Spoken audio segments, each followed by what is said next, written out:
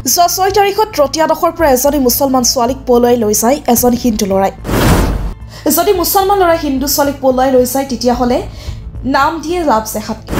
এতিয়া হিন্দু ল'ৰাই মুছলমান ছোৱালীক পলুৱাই লৈ গ'ল, এতিয়া কি নাম দিব আপোনালোকে? এইটো লাভ জেহাদ নহয় নেকি? এই সুচন্ন নামৰ ল'ৰাজন আৰু তাৰ সংগত ৩-৪জন ল'ৰা লৈ মোৰ ছোৱালীজনক কিডনেপ কৰি লৈ গৈছে। সুশান্ত ৰায় নামৰ ল'ৰাজনে এই জঘন্য ঘটনা সংঘটিত কৰিছে।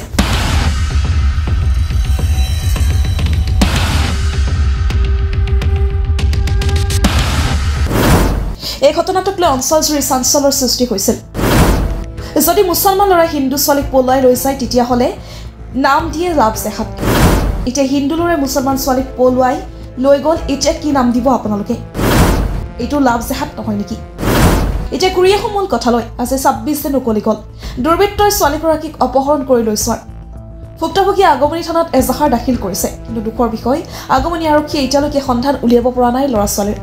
ভুক্তভোগীৰ ভাষ্যমতে বিৰোধী পাৰ্টীৰ পৰা টকা লৈ হাত সাৱটি বহি থকাৰ অভিযোগ উত্থাপিত হৈছে আগমনী থানাৰ ভাৰপ্ৰাপ্ত বিষয়া প্ৰণৱ কুমাৰ ডেকাৰ বিৰুদ্ধে। আৰু ছোৱালীৰ বাপেকে দুখীয়া হোৱাৰ কাৰণে কোনো দল সংগঠনে আগবাঢ়ি অহা নাই বুলি ভুক্তভোগীয়ে কেমেৰাৰ সন্মুখত জনায়।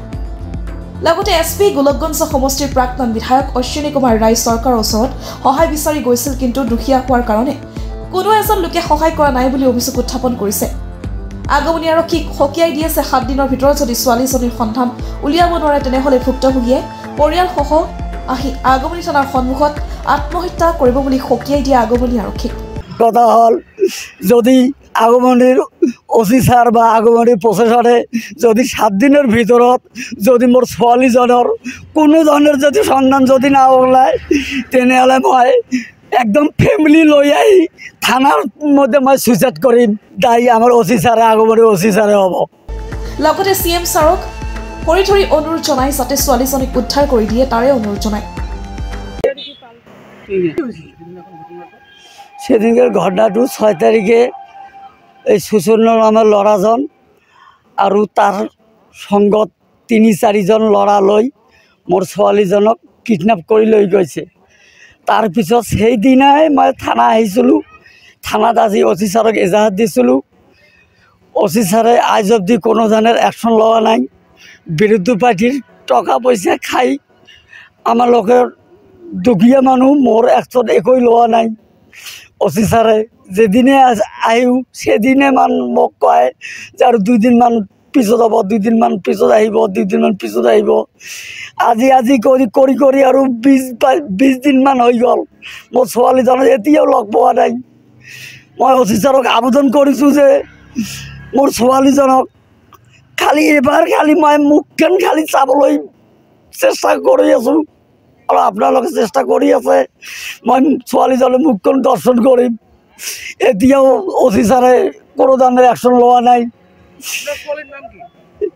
মিছ জেনিফাৰ ইয়াসমিন, বয়স 18 বছৰ 7 মাস হয়েছে স্যাৰ। ল'ৰাজনৰ নাম সুশান্ত ৰায়, বয়স 25-26 মান হ'ব। ঘর রচিত পারওয়ান, ছেলেটার ঘর। এই 2 কিলোমিটার মান হ'ব স্যার, 2 কিলোমিটার হ'ব।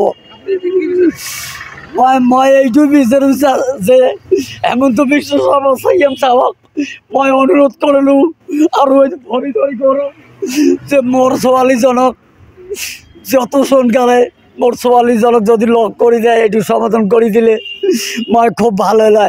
আগমনী থানা OC ছাৰে একোই একশ্যন লোৱা নাই। মই গৰীব দুখীয়া মানুহ দেখি টকা পইচা নোদোৱাৰ কাৰণে বোধহয় একশ্যন লোৱা নাই। এইটোতো মই মনোভাৱ কৰিম।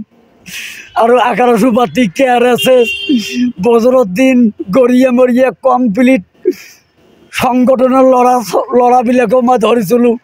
DSP SP DSP সবগুলোৰ কাছে গেছিলোঁ, অশ্বিনী ছাৰৰ লগতো গৈছিলোঁ। একো ধৰণৰ একশ্যন লোৱা নাই। মই দুখীয়া মানুহ বুলি মোৰ এইটোই অপৰাধ।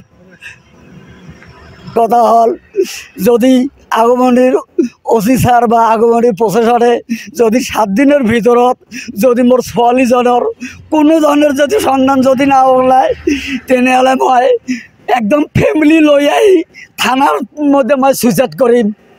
এইটো দায়ী আমাৰ OC ছাৰে, আগমনীৰ OC ছাৰে হ'ব। গোলাপগঞ্জৰ পৰা সুজয় বৰ্মনৰ ৰিপৰ্ট এনি লাইফ। খবৰ মানে এনি লাইফ 24/7 আৰু এনি লাইফ ডিজিটেল। যিকোনো খবৰৰ বাবে যোগাযোগ কৰক 9387734920 আমাৰ এই নম্বৰত।